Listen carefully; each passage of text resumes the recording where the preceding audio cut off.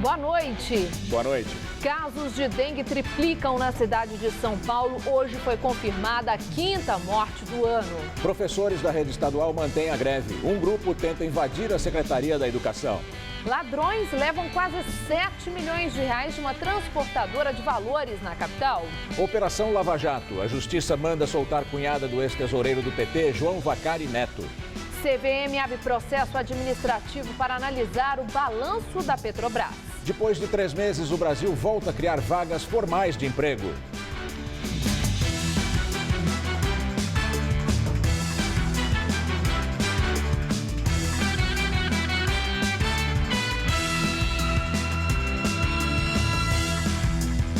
A cidade de São Paulo já tem mais de 20.700 casos de dengue confirmados. De acordo com a prefeitura, 5 pessoas morreram vítimas da doença. Os números foram levantados pelo governo municipal entre o começo de janeiro e o dia 11 de abril. O novo balanço divulgado hoje pela Secretaria de Saúde Municipal, pela Secretaria Municipal de Saúde, mostra que os casos na capital triplicaram em relação ao ano passado. A Zona Norte continua sendo a região mais afetada, com 38,5% dos casos.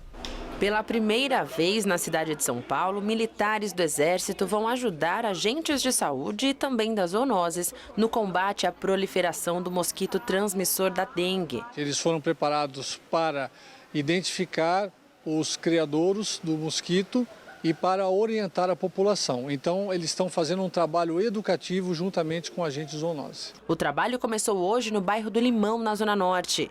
Em 2 turnos ao longo do dia, 25 soldados e 25 agentes formam duplas para fiscalizarem as casas da região.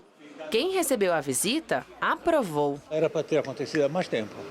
Antes desse surto? Muito antes. A gente tem identificado a ocorrência de que em cada cerca de 10 casas que a gente bate para fazer o trabalho de combate aos criadouros, 2 a gente não consegue entrar. Então a presença dos soldados do Exército traz essa credibilidade para as pessoas receberem o nosso serviço em conjunto agora com o serviço também dos soldados. A expectativa é que este trabalho conjunto dure 30 dias, tudo para combater o avanço da proliferação dos mosquitos. E a Prefeitura não descarta a possibilidade de ampliar o prazo de atuação dos soldados do Exército. Enquanto a gente tiver casos de dengue, esse ano nós vamos manter a campanha firme, a visita de casa em casa, o atendimento às pessoas, se precisar ter mais tendas, se amplia. Além dos 50 soldados, o Exército também colocou à disposição da Prefeitura tendas de serviços, caso seja necessário. E também o Exército ele mobilizou 10 médicos que está à disposição da Prefeitura.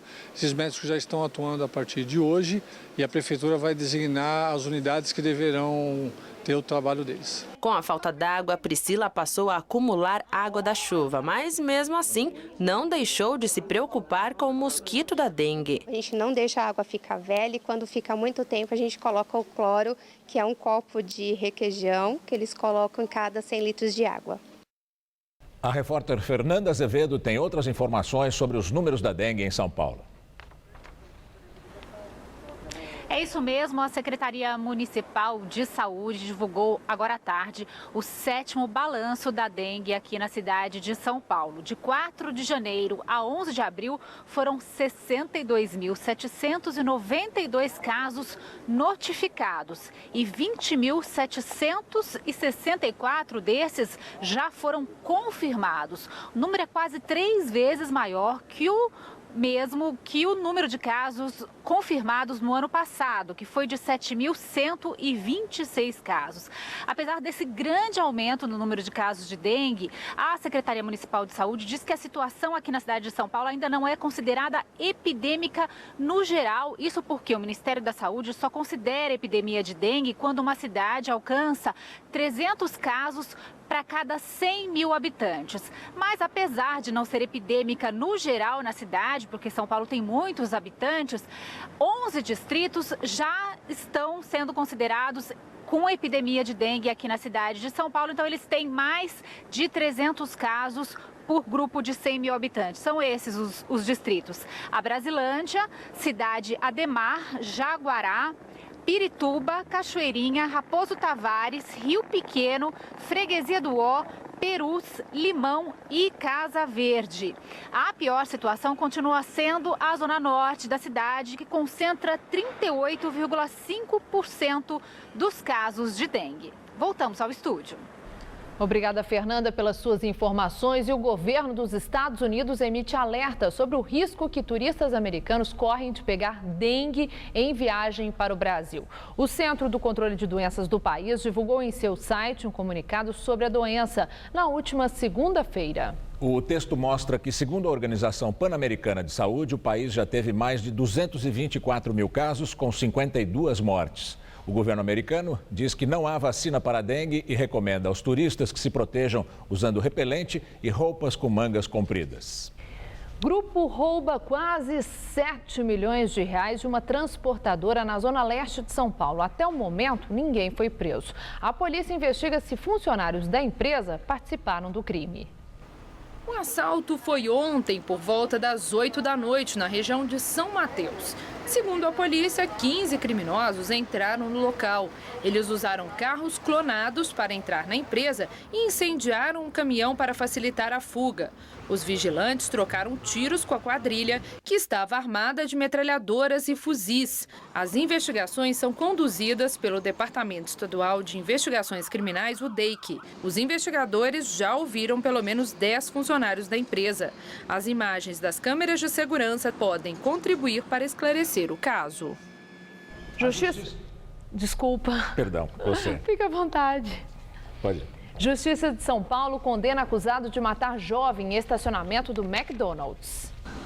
A Justiça condenou a 14 anos de prisão Fernando de Araújo Lopes da Silva, um dos acusados de matar o estudante Diego Ribeiro Cassas. O crime foi em junho de 2013. Ele morreu após ser atingido por um tiro na cabeça no estacionamento da lanchonete, na esquina da rua Henrique Schaumann com a Avenida Rebouças.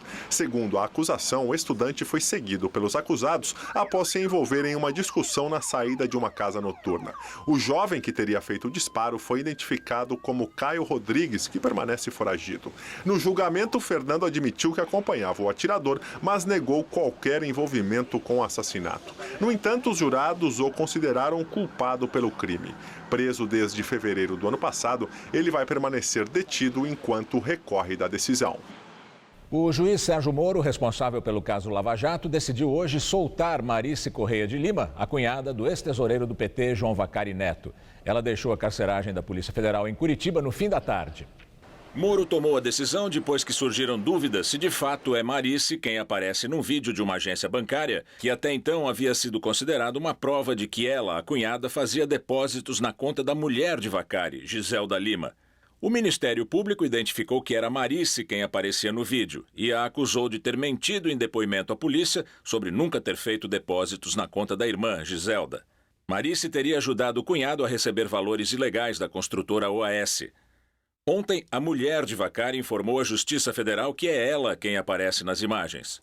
Marice estava presa desde a última sexta-feira. Sérgio Moro chegou a afirmar que os vídeos não deixavam qualquer margem para dúvida e acusava Marice de faltar com a verdade flagrantemente. O publicitário Ricardo Hoffmann, preso durante a 11ª etapa da Operação Lava Jato, decidiu fazer acordo de delação premiada com a Justiça para ter pena menor. Hoffmann é acusado de pagar propina ao ex-deputado do PT, André Vargas, para conseguir contratos entre a agência em que trabalha e órgãos e empresas do governo. O acordo de delação premiada deve ser assinado nos próximos dias. Em depoimento à CPI da Petrobras, Augusto Mendonça Neto, da empreiteira Toyo Setal, afirmou que a corrupção na estatal só era generalizada em contratos firmados pelas diretorias de abastecimento e de serviços, comandadas por Paulo Roberto Costa e Renato Duque. No mês passado, o ex-gerente de serviços da Petrobras, Pedro Barusco, disse na CPI que a corrupção era institucionalizada na empresa. Hoje, porém, Mendonça declarou não ter conhecimento de irregularidades em todas as áreas da petroleira. Quando o Pedro Barusco fala que era generalizado, ele tem razão em um sentido. De fato, dentro da diretoria de serviços, era generalizado porque eles queriam aplicar sobre todos os contratos que existiam dentro da Petrobras.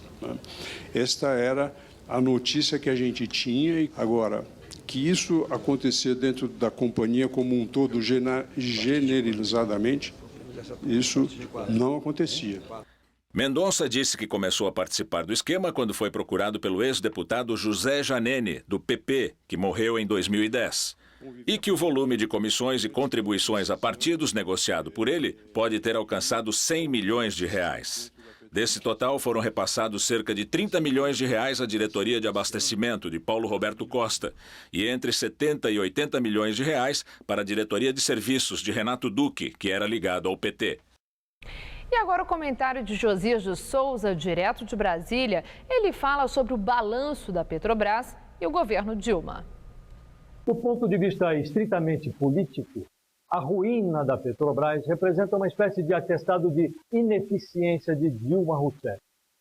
A Petrobras está sob o comando, sob o controle de Dilma, desde o primeiro mandato de Lula, que começou em janeiro de 2003. Primeiro, Dilma foi ministra de Minas e Energia. Esse ministério controla a Petrobras. Depois, Dilma foi promovida a chefe da Casa Civil e passou a acumular este ministério com a presidência do Conselho de Administração da Petrobras. Quando foi eleita presidente da República, Dilma acomodou no comando da Petrobras a pessoa mais próxima a ela dentro da estatal, que era Graça Força. A Petrobras era o xodó de Dilma Rousseff. E poucas vezes uma pessoa administrou uma estatal tão mal, tão bem. Parece piada, mas foi o que aconteceu. Na Petrobras, a incompetência foi exercida com rara competência. O resultado é devastador, a tal ponto que a corrupção, que na Petrobras atingiu o nível do inacreditável, tornou-se um problema menor perto da incompetência gerencial, que atingiu na estatal o patamar do impensável.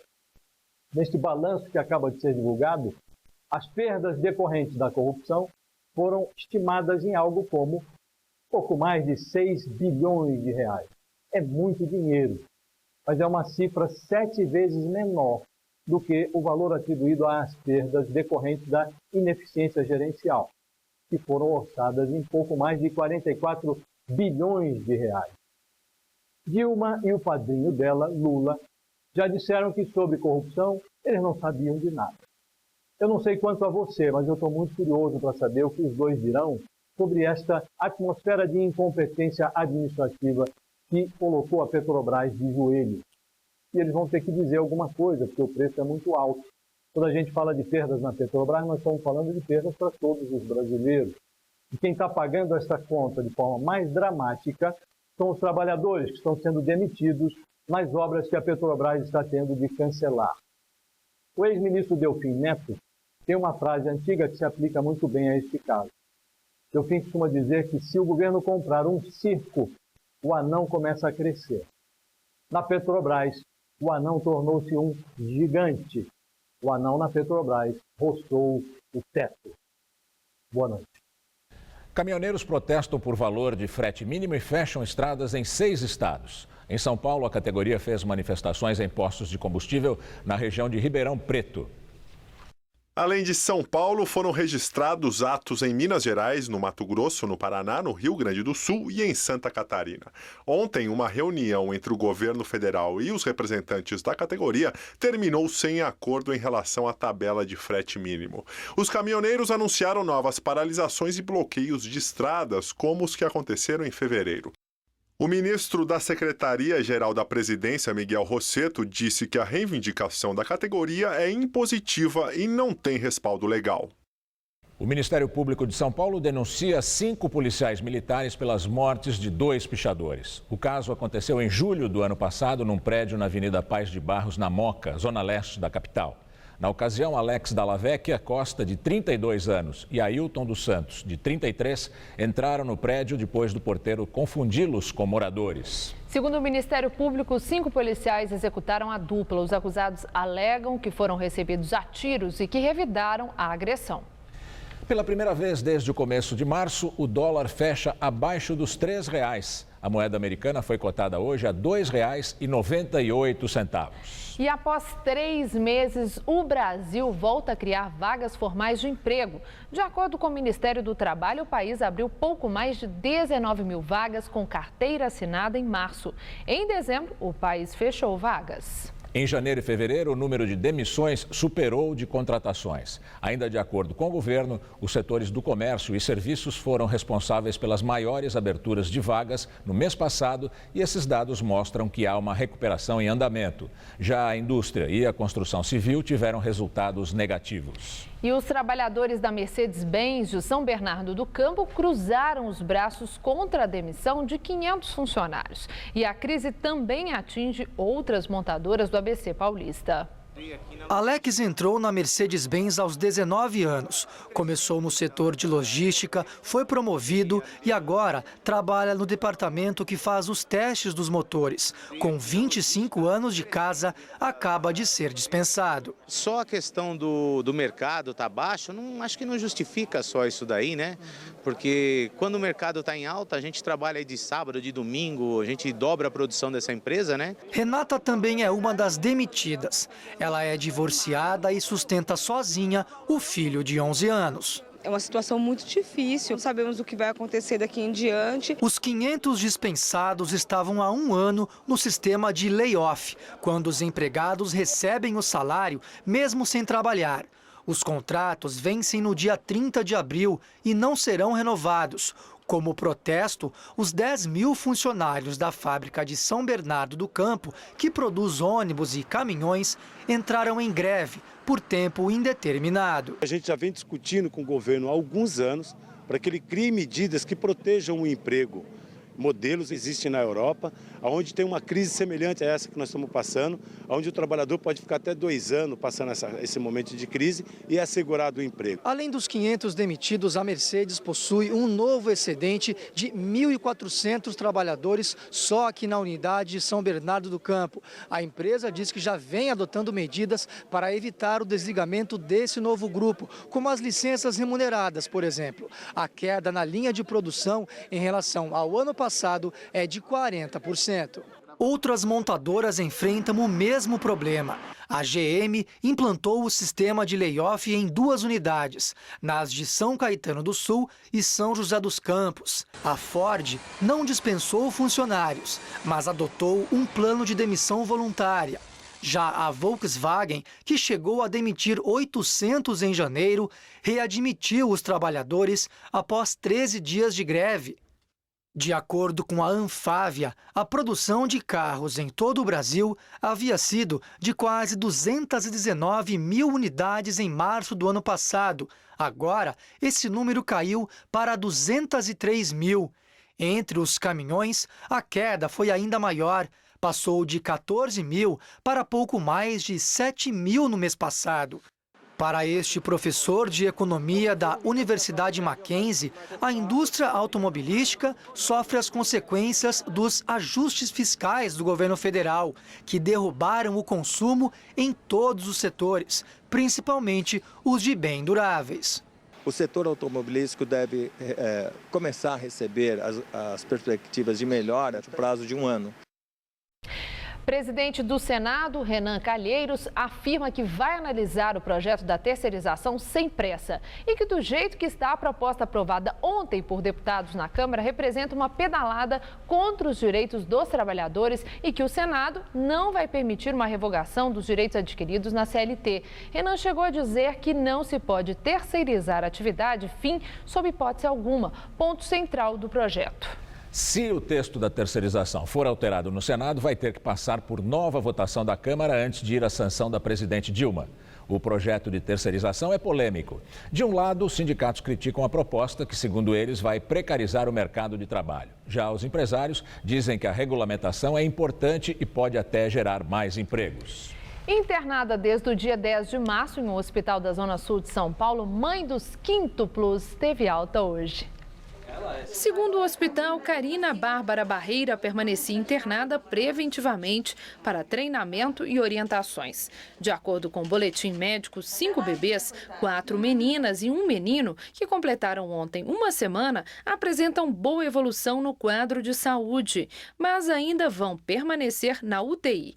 Eles devem ter alta em 2 meses. A mãe, que é de Santos, ficará hospedada na casa de familiares aqui na capital paulista, para poder visitar os filhos diariamente. É uma sensação muito boa. Karina e o marido, João Biagi Júnior, estão casados há 15 anos e tentavam ter um bebê desde 2010. Após fazer um tratamento, ela engravidou. Karina afirma, no entanto, que não passou por uma inseminação artificial. Pensei em desistir várias vezes, várias. Volta várias nisso. Então, assim, o que eu digo mesmo é para não desistirem. Tá certo.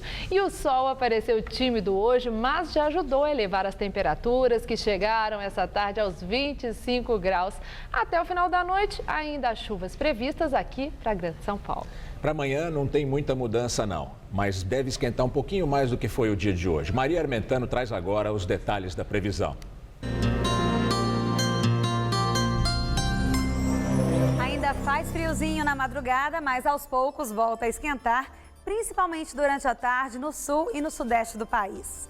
As chuvas mais volumosas vão ficar concentradas amanhã na metade norte do Brasil, já que a umidade que vem da Amazônia, somada a uma frente fria que veio do sul do país e agora parou ali no sul da Bahia, espalha muitas nuvens carregadas, tanto no Nordeste quanto no Centro-Oeste e na região norte do país. Na metade sul, as pancadas de chuva acontecem na faixa leste da região sul e em parte aqui do Sudeste. O tempo fica firme do interior gaúcho até o oeste do Mato Grosso do Sul e entre o norte do Rio de Janeiro até o extremo sul da Bahia. A máxima chega aos 25 graus em Porto Alegre e em Curitiba e aos 31 no Rio de Janeiro. Aqui em São Paulo, apenas o oeste do estado tem influência de uma massa de ar seco, o que garante tempo firme e ensolarado o dia todo nesta sexta-feira. Nas outras áreas, o sol predomina até o início da tarde, mas a partir daí aumentam as chances de chuva, que podem ser fortes em alguns momentos. Para a região metropolitana, poucas mudanças em relação a hoje. Ainda há pancadas de chuva previstas entre a tarde e a noite, mas como o sol aparece um pouco mais, as temperaturas sobem um pouquinho, chegando aos 27 graus amanhã. De madrugada, mínima de 19. Em Ubatuba, no litoral norte, também pode chover forte, mas chega a fazer calor de 28 graus amanhã. E na região de Presidente Prudente, o sol brilha forte, não há risco de chuva e a máxima chega aos 31 graus. No final de semana, o tempo fecha, as temperaturas voltam a cair e faz friozinho aqui na capital. O vulcão Calbuco, que entrou em erupção ontem no sul do Chile, provocou o cancelamento de vários voos. A fumaça chegou a 15 quilômetros de altura. O vulcão fica a 1.000 quilômetros ao sul da capital Santiago, na região dos Lagos, entre Puerto Montt e Puerto Varas. Ele entrou em atividade no fim da tarde de ontem e novamente durante a madrugada. É a primeira grande erupção em 43 anos. A fumaça podia ser vista a 50 quilômetros de distância.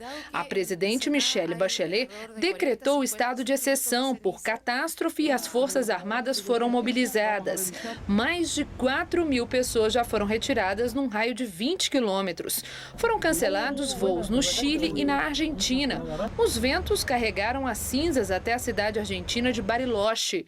O Chile tem a segunda maior cadeia de vulcões do mundo, depois da Indonésia. São 91 vulcões ativos e Calbuco é considerado o terceiro mais perigoso por causa do potencial de destruição. E agora vamos ao comentário de política internacional com João Batista Natália. Vocês já ouviram essa mesma discussão aqui no Brasil. É para saber quem é dono de uma cidade, ou os pedestres e transportes públicos ou os donos de moto ou de automóveis. O assunto esquentou desta vez em Paris. A cidade tem uma prefeita, Anne Hidalgo. Ela segue a mesma política do predecessor dela, o também socialista Bertrand Delanoë, pois ele administrou a capital francesa por 14 anos e decretou guerra ao automóvel.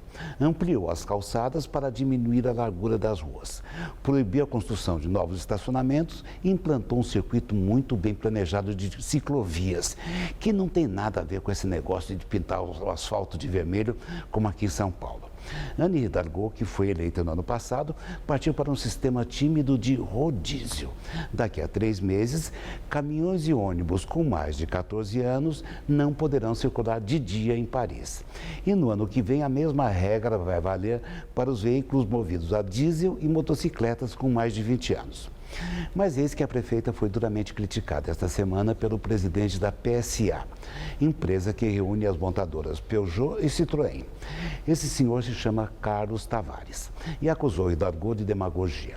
O grupo PSA também é o fabricante de boa parte dos 4.500 ônibus que circulam em Paris e nos subúrbios. A cidade é bem menorzinha do que São Paulo, tem só 2 milhões de habitantes e possui 16 linhas de metrô com mais de 300 estações.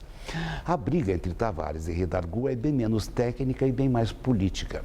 O Partido Socialista, que de socialista hoje tem muito pouco, quer se tornar um novo defensor do meio ambiente. Acredita que com essa plataforma poderá compensar a falta de outras ideias e a baixa popularidade de François Hollande, que vem a ser socialista e o presidente da República. Mas há nessa discussão uma coisa curiosa. Anne Hidalgo não nasceu na França, nasceu na Espanha e depois virou francesa.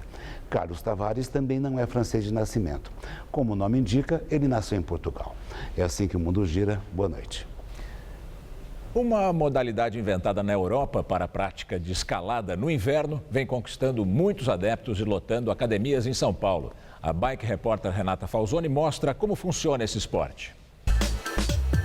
A escalada esportiva chegou no Brasil na década de 80, que já virou uma modalidade específica, escalada indoor. Basicamente, o que você escala no outdoor, dentro da cidade de São Paulo. A gente simula situações de rocha na parede. O grande lance da escalada é que você vai conseguir o seu condicionamento físico com muita diversão. A gente tem o boulder e as vias. As vias podem ser tanto guiadas, que você vai colocando a proteção, você leva a corda na sua cintura e vai levando a corda na proteção. E tem a top rope, que a corda já está protegida lá em cima, então você simplesmente escala. E o boulder, você usa o crash pad ou o colchão e a sapatilha. Tem alguém escalando, tem que ter alguém te dando segurança na outra ponta da corda. Então existe essa relação de parceria muito forte, de confiança entre os parceiros, afinal a sua vida está na mão do seu parceiro, literalmente. É um ambiente diferente das academias convencionais, né? A gente tem uma opção aí mais de lazer, aliada ao esporte. Além da gente desenvolver o corpo, é muito da mente também, de consciência corporal. E, enfim, a gente trabalha concentração e é muito legal. O risco de queda, por menor que seja, tem uma adrenalina bem grande envolvida, então te faz focar muito. É um jogo na parede, ela tem uma estratégia, tem um repertório de movimentos muito grande, uma noção do seu corpo. Próximo de uma dança, a escalada é um balé na parede, ela não é só uma atividade de explosão, de força bruta. Você tem que ser ágil para não demorar naquela posição, mas ao mesmo tempo seu corpo tem que ir de uma forma suave para a próxima garra, para você não desperdiçar energia. Você tem que lidar muito com o psicológico, então você tem que entender que cair faz parte do esporte e que você vai cair numa situação mais fácil, mais difícil, mediana, mas faz parte e você vai aprender a cair feliz, entendeu? O grande lance é você estar se preparando para uma atividade que é em outdoor, né? Uma atividade na natureza, uma atividade em lugares tão bonitos, em coisas tão legais. Então acho que a escalada indoor te prepara para isso.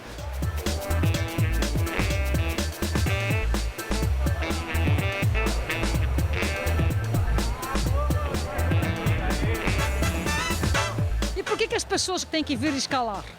Porque é demais! Porque você vai estar nas alturas sempre. Você vai sentir que você está voando. Isso é maravilhoso! Criminosos deixaram explosivos para trás depois de tentar roubar um caixa eletrônico dentro de uma loja de conveniência na zona norte de São Paulo. Eles invadiram a loja que fica num posto de gasolina na madrugada de hoje. A polícia não sabe o que levou o bando a deixar o local sem levar nada. Policiais do Grupo de Ações Táticas Especiais foram chamados para remover a bomba. Eles levaram o explosivo para ser detonado em um local seguro. Os criminosos seguem foragidos. A Comissão de Valores Mobiliários abre processo administrativo para analisar o balanço da Petrobras, divulgado ontem à noite. Caso a análise dos números relativos ao ano passado encontre irregularidades, a Petrobras poderá ser punida. Só este ano, a CVM já abriu 9 processos envolvendo a Petrobras. De 2013 até agora, são 16. O balanço revelou um prejuízo de 21 bilhões e meio de reais no ano passado. Mais de 6 bilhões de reais foram perdidos só em corrupção. Os números foram divulgados com 5 meses de atraso devido às investigações da Operação Lava Jato, que apura um esquema bilionário de corrupção e desvio de dinheiro na Petrobras. O atual presidente, Aldemir Bendini, desculpou-se em nome da companhia. Sim, eu faço um pedido de desculpa em nome dos empregados da Petrobras, porque hoje eu sou um deles. Segundo ele, os valores desviados vão voltar para a Petrobras. Já existe uma previsão de que alguns valores que já foram resgatados de pessoas que praticaram esses atos estão à disposição das autoridades, tão logo eles estejam liberados, eles já serão repassados diretamente à Petrobras. Data prevista, pode ser que alguma coisa já no mês de maio, todo esse valor resgatado será da companhia. O balanço repercutiu na imprensa internacional. O jornal espanhol El País, o francês Le Monde e o site do britânico Financial Times ressaltaram que Aldemir Bendini encara esses números como uma virada de página. The Wall Street Journal destacou que o escândalo derrubou a liderança da Petrobras, golpeou suas ações e arrastou a economia brasileira. Em janeiro, consultorias contratadas pela ex-presidente Graça Foster estimavam o prejuízo do ano passado em 88 bilhões de reais. A divulgação do balanço com perdas bem menores trouxe um alívio para o mercado. Hoje, as ações da Petrobras oscilaram bastante, mas reduziram a queda. As ordinárias fecharam com alta de 5,63%, mas as preferenciais caíram 1,52% diante do anúncio de que não haverá pagamento de dividendos. A Bolsa de Valores de São Paulo encerrou o dia com alta de 1,95%, o maior patamar desde novembro. Nossa comentarista de economia, Denise Campos de Toledo, analisa a reação do mercado à divulgação do balanço da Petrobras e as perspectivas da empresa. As oscilações em bolsa hoje foram um ajuste normal de mercado. As ações tinham subido demais. Investidores aproveitam para embolsar os lucros e comprar com a cotação em nível mais atraente. Agora é fato que o balanço, além de poder ser questionado, não significa o fim da crise. Mostra perdas de mais de 6 bilhões de reais decorrentes da roubalheira e uma desvalorização de ativos que passa de 44 bilhões como consequência de decisões erradas de investimento e também má gestão. É incompetência demais numa estrutura com o carimbo da corrupção, sem esquecer dos efeitos financeiros do uso da estatal como instrumento de controle da inflação. Durante muito tempo, a Petrobras teve de trabalhar com os preços dos combustíveis muito abaixo do custo das importações. Enfim, o resultado disso tudo foi o prejuízo de 21,6 bilhões, o primeiro saldo negativo em 23 anos, com endividamento bem maior que dos concorrentes, impossibilidade de pagar dividendos, além da necessidade de desinvestir, encolher para fazer caixa. Paralelamente, ainda tem as ações judiciais de acionistas, principalmente no exterior, que podem resultar em indenizações pesadíssimas. Potencial de recuperação a Petrobras tem, mesmo com a queda do petróleo, mas muita coisa tem que mudar. Não é só acabar com a corrupção. O governo tem de deixar a empresa cumprir metas de resultado sem ser vista como um braço de ajustes econômicos. A administração terá de ser mais profissional, com alterações de regras, como do modelo de partilha na exploração do pré-sal, que a obriga a assumir a maior fatia dos investimentos, assim como as exigências de conteúdo nacional na contratação de fornecedores e prestadores de serviços. A Petrobras tem de buscar maior eficiência por ela mesma e pelos efeitos que tem para o país em termos de investimentos, produção, emprego e até geração de impostos. Eu volto na próxima segunda. Até lá. Sem acordo, professores da rede estadual decidem manter a greve. Após reunião com o secretário de Educação, o grupo tentou invadir o prédio na região central de São Paulo. A paralisação já dura 42 dias.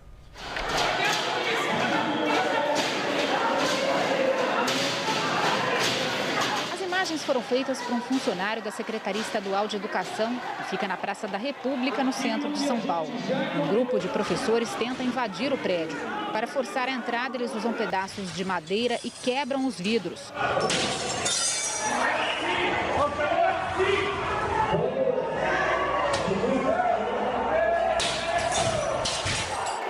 manifestantes tentam esconder o rosto.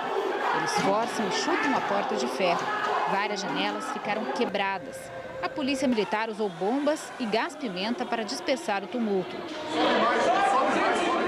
Nós estamos do lado de dentro do prédio, que é tombado, e aqui a gente pode ver que os vidros da porta principal ficaram todos quebrados. Pelo chão, muito estilhaço, muita sujeira, pedras que os manifestantes jogaram.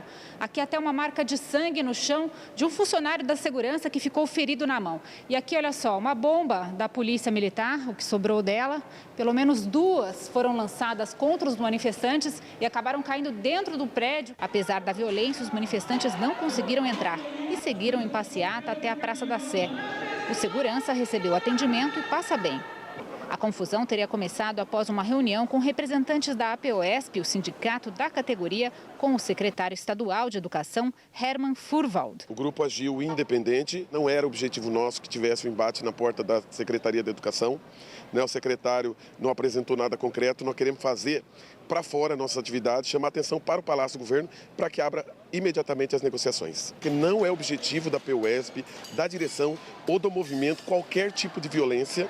Em nota, a Secretaria de Educação repudiou a depredação do prédio e informou que a gestão apresentou 3 propostas que foram recusadas pela APOESP.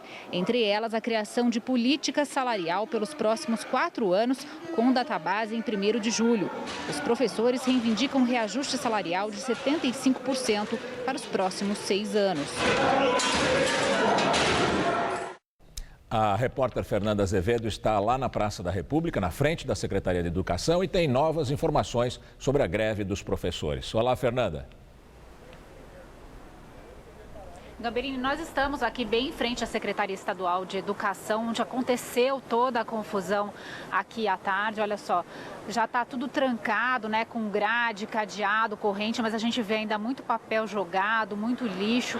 As portas ali continuam quebradas, né? Não houve conserto, nenhuma movimentação. O prédio teve que ser esvaziado por conta do cheiro das bombas da polícia. Então, os funcionários saíram mais cedo, o prédio está fechado. Ali a gente vê uma viatura da Polícia Militar, uma base comunitária. A situação bem tranquila aqui de momento. Desse outro lado aqui, os manifestantes, os professores que fazem um acampamento aqui nesses dias de greve. Isso para pressionar a abertura de negociação com o governo do estado. E amanhã haverá uma assembleia às 2 horas da tarde no Vão Livre do MASP. Segundo a APOESP, estão programadas, eles esperam 70 mil pessoas lá no Vão Livre, no Vão Livre do MASP, na Avenida Paulista, e depois dessa assembleia eles devem sair aí em manifestação pelas ruas da cidade. Voltamos ao estúdio.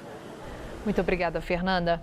E a greve dos professores do estado de São Paulo é o assunto da entrevista do dia com Maria Lídia Flandoli. Bom, os professores em greve desde o dia 13 de março. Eles querem a equiparação salarial com demais profissionais de nível universitário e clamam por condições adequadas de trabalho. Entrevisto hoje Roberto Guido, que é professor da rede estadual e secretário de comunicações da APOESP, o Sindicato dos Professores do Ensino Oficial do Estado de São Paulo. Obrigada, professor. Num dia difícil como o de hoje, o senhor está conosco. E o que é providencial, no sentido de nós passarmos para o nosso telespectador elementos para a compreensão do que está acontecendo, a ponto de professores chegarem àquilo que as imagens acabaram de mostrar, em ato de violência, de perda de controle, de tentativa de arrombamento das portas, quebrando vidros, etc. O que explica isso? Boa noite, Maria Lídia. Boa noite aos telespectadores do Jornal da Gazeta. Trago o abraço fraternal, né, de todos os professores do Estado, principalmente aqueles que estão em greve, 42 dias de mobilização. Nós temos uma pauta, né, uma pauta que surge a partir, inclusive, de fatos que ocorrem em âmbito nacional. Né? No caso da questão salarial, nós tivemos a aprovação em dezembro, pelo Congresso Nacional, depois sancionado pela presidente Dilma, do Plano Nacional de Educação. E entre as suas 20 metas, a meta 17 é aquela que trata da valorização mais diretamente, né? E que coloca que, num prazo de 6 anos, os salários dos professores do Brasil devem estar na mesma faixa média das demais profissões que demandam, que exigem formação superior. Portanto, o que nós queremos aqui no Estado de São Paulo é o comprometimento do governo com essa meta 17, que já foi aprovada em âmbito nacional. Aqui no Estado de São Paulo, para que nós chegássemos a isso, nós chegamos no número de 75,33. Da onde saiu esse número tão acima da inflação? Ele é acima da inflação porque o salário é muito baixo. Hoje você tem, por hora aula, o salário do professor em torno de um pouco mais de R$10. Convenhamos, até uma comparação que a gente faz, sem demérito para as manicures, mas é o preço que se uma manicure cobra, talvez acho que até um pouco mais, para fazer as mãos das meninas, das mulheres. Hoje, um salário por 40 horas é um pouco mais de R$2.200 para um profissional que tem formação superior. Um profissional que, por vezes, sai das mais diversas faculdades, inclusive das faculdades de excelência, como o USP, Unicamp, Unesp. Esse é o salário, R$2.200. Então, quer dizer, quando você tem a média salarial das profissões de ensino superior, cálculo feito pelo DIES da POSP, em torno de R$4.200, para você chegar nessa média, que ainda é um salário baixo, mas é para você chegar nessa média e cumprir a meta 17, você precisa de 75. Agora, o Estado tem o seu argumento, e o argumento é que não está previsto no orçamento um salto dessa expressão de reajuste para uma categoria de mais de 200 mil profissionais de 75%. E argumenta também que os professores tiveram reajuste em agosto do ano passado e também reajuste desde 2011 acima da inflação, de 45%. Os professores consideram esses argumentos do governo do Estado? Acham que, de repente, o Estado tem condição orçamentária, sim, de dar esse reajuste de 75% para tanta gente? Nossa presidenta Bebel já tem se pronunciado por diversas vezes sobre esse tema e deixado bem claro que o que se trata é de nós termos um plano, um cronograma para alcançar essa meta 17. Quer dizer, pode ser escalonado? Pode ser escalonado, mas o governo precisa sinalizar. O que não pode é ele fazer como hoje fez, certo? Cria-se uma expectativa, chama uma reunião, que na verdade não é um processo de negociação, é uma negativa de todos os pontos de pauta. Quer dizer, reiterou a posição anterior. Reiterou a posição anterior e isso acaba criando, os professores estão há 41 dias, 42 dias de greve, cria-se uma expectativa e setores mais extremados podem tomar atitudes como tomar. Preocupa os senhores isso, aquelas cenas que nós vimos de violência? Preocupa não só isso, mas como preocupa também a posição do governo, a intransigência em tratar do assunto de forma séria. Se não há condições de fazê-lo de uma vez, os 75%, apresente um plano para que nós possamos debater, nos debruçar, assim como também o governo do Estado de São Paulo tem resistido a implantar a chamada lei do piso, agora, que é também ponto de pauta nosso.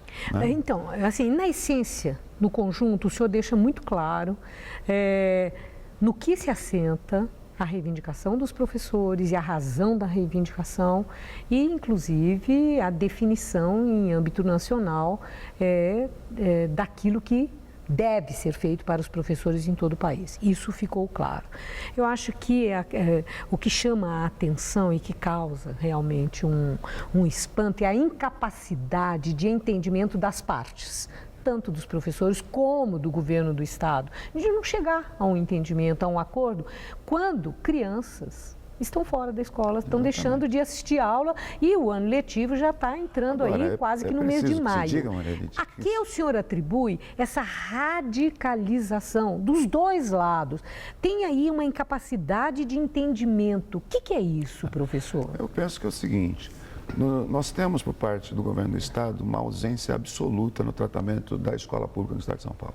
As escolas estão superlotadas, as escolas estão sem equipamento, às vezes sem material de limpeza, material de higiene, fechando salas, foram mais de 3.000 salas fechadas nesse começo desse ano.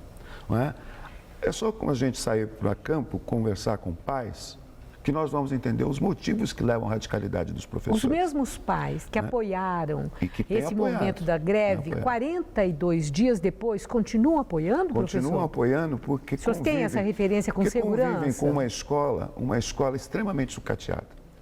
Aliás, é bom que se diga que a nossa greve, ela tem a questão salarial, que está articulada com essa questão do Plano Nacional de Educação, mas ela está extremamente articulada com as condições de trabalho do nosso ofício. Né? São professores adoentados que estão trabalhando, professores que saem de câncer, né? Câncer de mama, e são instados a voltar para a sala de aula. Bom, isso não é a regra, é exceção, que é preocupante, sim. São condições que foram colocadas, certo? Pela Secretaria da Educação, pelo Governo do Estado. Então, você tem as condições gerais da escola, né, que levam também a essa situação, digamos, de revolta mesmo dos professores, né, com o que está colocado aí. O Governo do Estado, no nosso entendimento, deveria rapidamente, né, sentar conosco, estabelecer não só um plano de reposição salarial para alcançar a meta 17 do Plano Nacional de Educação, cumprir a lei do piso que ele não cumpre, que é um terço da jornada, né? E criar, de fato, condições para que a gente não tenha uma escola em que faltam laboratórios, faltam bibliotecas, faltam funcionários. Né? É isso que a gente deseja. Agora, a última pergunta. O comando de greve perdeu o controle sobre os professores? Vocês sentem que os nervos estão à flor da pele, como o senhor falou? Essa exaltação que nós vimos, isso mostra que a liderança dos professores em São Paulo perdeu o controle sobre a maioria a ponto das cenas que nós acompanhamos? Não, nós acompanhamos cenas, mas elas não tiveram, a não ser os vidros quebrados ali, não teve maior efeito. Até porque não hoje, conseguiu, né, professor? Foi muito triste. A direção hoje do sindicato, que é composta de diversas forças políticas, tem atuado de forma bastante unitária. A nossa presidenta Bebel, com a competência que lhe é peculiar, tem construído uma unidade junto com todos os segmentos do sindicato e até por entendermos, né, da intransigência que o governo tem apresentado, né, o sindicato está bem unido e está com o comando. Amanhã vamos ter uma grande assembleia novamente na Avenida Paulista. De manhã o nosso comando de greve se reunirá e com certeza, né, em função da negativa do governo de hoje, o resultado da assembleia deverá ser, com certeza, a continuidade da greve. Bom, professor, eu agradeço os seus esclarecimentos e tenho certeza, a expectativa de todos é que se chegue a um entendimento para que professores e governo do Estado possam cumprir com os seus deveres e a responsabilidade para com os alunos, para com as crianças. Aliás, é verdade? Então, quando nós nos pronunciamos que queremos a reposição adequada, né, das aulas que não foram dadas, nós queremos rapidamente que isso seja resolvido. Muito obrigada, um abraço professor. Para você, Maria, obrigada. Os telespectadores. Eu agradeço a sua presença. Boa noite. Gamberini. O Tribunal Superior Eleitoral multou em R$30 mil a coligação da campanha de reeleição da presidente Dilma Rousseff por propaganda irregular no site Muda Mais durante a eleição do ano passado. A página era comandada pelo ex-ministro da Comunicação Social, Franklin Martins, responsável pelas ações petistas na internet durante a corrida à presidência. O tribunal também decidiu estender a punição à empresa Polis Propaganda do marqueteiro João Santana, que tinha o domínio do site. A companhia também será multada em R$30 mil. E você vai ver a seguir os gols dos jogos da Libertadores e também os próximos duelos dos times brasileiros no campeonato. E os Estados Unidos pedem desculpas por mortes de reféns no Paquistão. O ataque com drones contra a Al-Qaeda aconteceu em janeiro e matou um italiano e um americano. Quando a Chevrolet abre os portões da fábrica, você sempre pode mais. Feirão na fábrica da GM. Aqui você compra os melhores carros direto do pátio e com as ofertas de feirão.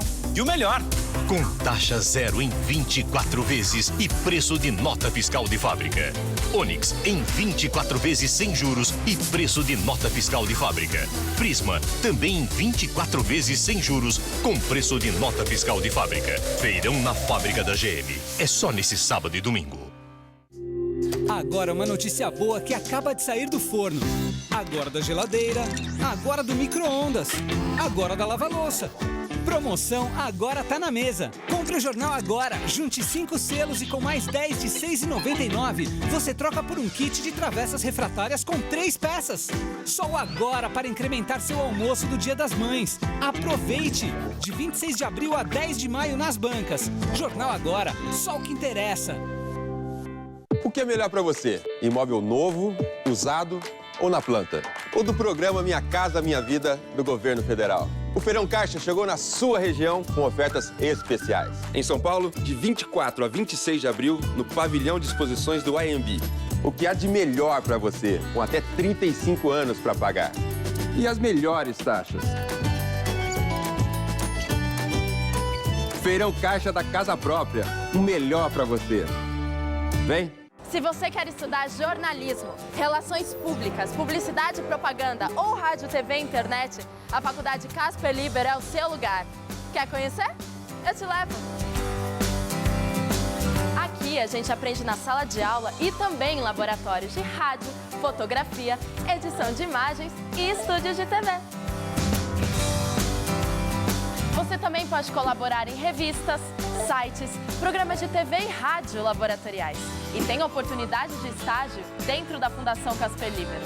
São mais de 60 anos de tradição numa localização incrível. Faculdade Casper Libero, formando os melhores profissionais da comunicação. Quer saber mais?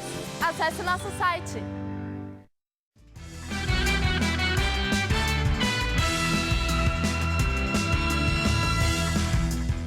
Vamos às notícias do esporte com Estela Gontijo e Celso Cardoso. São Paulo derrota o Corinthians e a Libertadores terá confrontos brasileiros nas oitavas de final. 2 clássicos, né, Celso? É verdade, Estela. Atlético Mineiro e Inter, São Paulo e Cruzeiro. O São Paulo se classificou ao derrotar o Corinthians, como você bem lembrou no começo, no Morumbi. Além da classificação, o tricolor quebrou a invencibilidade corintiana. Foi a primeira derrota do Corinthians em jogos oficiais nesta temporada. Aos 20 minutos de jogo no estádio do Morumbi, o árbitro Sandro Meirahit expulsou o Emerson por esse totozinho em Rafael Tolói. Com 1 a mais em campo, o São Paulo cresceu e encontrou o primeiro gol com Luiz Fabiano no lance de puro oportunismo. São Paulo 1, Corinthians 0. No chute de longe, Michel Bastos marcou o segundo, 2 a 0. Na etapa complementar, mais 2 expulsões. Luiz Fabiano por simulação e o colombiano Mendonça por agressão. Mas ficou nisso. São Paulo classificado 2, Corinthians também classificado 0. Acho que a gente estava sendo cobrado até pelo fato de não ter ganho nenhum clássico esse ano. Vocês jogaram? Não diria engasgado, mas é sempre bom ganhar do Corinthians. A equipe está procurando resolver, ela tá fadigada, ela está cansada. Eu estou falando física e mentalmente. Ela está num processo, a gente vê que ela, e ainda ficando com menos jogadores, ainda ela está. Ela precisa dar uma. Ela precisa quarto domingo, decide aqui, vão lá, antecipa, faz a campanha que fez. Ela está cansada. Ela precisa, sim, de um descanso. É notória essa situação. Ela é tanto física quanto no aspecto mental. Ela precisa dar encher o combustível de novo. Tá aí o Tite. O Corinthians não tinha perdido ainda, né, Celso? E o São Paulo entrou bastante pressionado e conseguiu mostrar um futebol melhor. O que aconteceu, na sua opinião? Uma preleção que mexeu com o motivacional, né? com o emocional, digo, dos jogadores. Há quem diga que teve também um prêmio extra. Tudo isso são, né, ingredientes que turbinam, né, a vontade dos jogadores. Mas acabou sendo bom para todo mundo. Foi bom para o São Paulo, que se classificou, quebrou a invencibilidade do Corinthians, mas o Corinthians não foi um terror, porque vai pegar o Guarani do Paraguai na próxima fase, um adversário muito mais fácil, melhor do que pegar o Atlético Mineiro, por exemplo, caso o Corinthians fizesse algum gol. Mal mesmo foi o árbitro.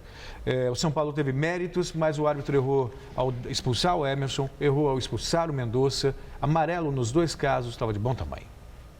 E o Inter e Atlético Mineiro também se classificaram com vitórias. E os 2 times se enfrentam na próxima fase. O Atlético fez o que precisava diante do Colo-Colo do Chile, enquanto o Inter foi econômico, mas eficiente diante do Strongest da Bolívia. Vamos aos gols. O Internacional encontrou dificuldades contra o The Strongest, mas conseguiu a vitória no Beira-Rio. O garoto Valdívia marcou o único gol do jogo e fechou a participação gaúcha na fase de grupos em primeiro lugar com 13 pontos, 1 a 0. Na sequência da Libertadores, o Inter pega o Atlético Mineiro, que, como de costume, fez uma partida emocionante diante do Colo-Colo. Lucas Prato abriu o marcador aos 18 do primeiro tempo. Esse placar ainda não classificava o Galo. Aí, aos 35 da etapa final, Rafael Carioca acertou um chute espetacular. E tem mais Libertadores, outros 3 jogos completaram a última rodada da primeira fase do campeonato. O São Lourenço caiu diante do Danúbio em Buenos Aires. Já Santa Fé e Emelec venceram e continuam na competição. No grupo 1, mesmo do Atlético, Santa Fé fez o que já era esperado e venceu o Atlas por 3-1. Pérez, Roa e Rivera fizeram os gols da equipe da casa. Kahneman descontou. Com a vitória, o time colombiano garantiu a primeira posição com 12 pontos ganhos. Nas oitavas, o Santa Fé irá enfrentar o Estudiantes de La Plata. O Danúbio conseguiu os primeiros pontos na Libertadores contra o São Lourenço na Argentina. Agustín Viana, já no finalzinho do jogo, fez o gol da vitória. Ambas as equipes estão eliminadas do torneio. No grupo 6, o Emelec precisava de uma vitória contra a Universidade de Chile e uma derrota do The Strongest para o Inter. Só assim a equipe poderia se classificar. E foi exatamente isso que aconteceu. Os 2-0, somados à derrota do time boliviano no outro jogo, garantiu o Emelec nas oitavas. Agora a equipe pega o Atlético Nacional. Só por hoje, boa noite. Muito obrigada. Até amanhã. E é com você, Gamberini. Os Estados Unidos admitem que mataram 2 reféns num ataque de drones no Paquistão em janeiro. O presidente americano anunciou pessoalmente a morte dos 2 reféns, o americano Warren Weinstein e o italiano Giovanni Loporto. Eles eram trabalhadores humanitários no Paquistão. Warren foi sequestrado em 2011 e Giovanni em 2012. Obama explicou que o ataque foi acidental porque não se acreditava que civis estivessem na instalação, que fica na fronteira entre o Afeganistão e o Paquistão. Na operação teria morrido também um líder da Al-Qaeda. A Casa Branca informou que um americano, membro da Al-Qaeda, Adan Gadan, também foi morto, provavelmente numa operação separada. Chefes de Estado e de governo da União Europeia se reúnem em conferência extraordinária para discutir o problema da imigração ilegal. O plano incluiu o combate ao tráfico de pessoas. Os líderes europeus decidiram triplicar os investimentos e os equipamentos das missões de patrulha e salvamento no Mediterrâneo. A Europa também vai decidir como identificar e destruir os barcos clandestinos antes que eles sejam usados para o transporte de imigrantes. Há propostas de ação militar em países como a Líbia, o que exigiria autorização das Nações Unidas. Segundo o jornal britânico The Guardian, os 28 países da União Europeia querem dar status de refugiado a apenas 5.000 pessoas e a grande maioria dos que chegaram ao continente seria repatriada. Mais de 36.000 pessoas conseguiram desembarcar na Itália, em Malta e na Grécia só neste ano. A Itália prevê a chegada ao país de 5.000 pessoas por semana e 200.000 até o fim de 2015. A Guarda Costeira Italiana divulgou imagens de mais um resgate na costa da Líbia. 220 africanos estavam amontoados em 2 botes de borracha. O grupo foi levado ao porto italiano de Catânia. Enquanto os refugiados eram atendidos, 3 homens foram mantidos na embarcação, suspeitos de participar de um esquema de tráfico de pessoas. E o Jornal da Gazeta termina aqui. A edição de hoje pode ser vista daqui a pouco no site tvgazeta.com.br/Jornal da Gazeta. Eu volto daqui a pouco no Jornal da Gazeta, edição das 10. Uma excelente noite para você. Nós voltamos amanhã às 7 da noite em ponto. Uma boa noite e até lá. Hoje, 11h30 da noite, Pamela Domingues encara um treinamento de sobrevivência na selva no Hoje Tem.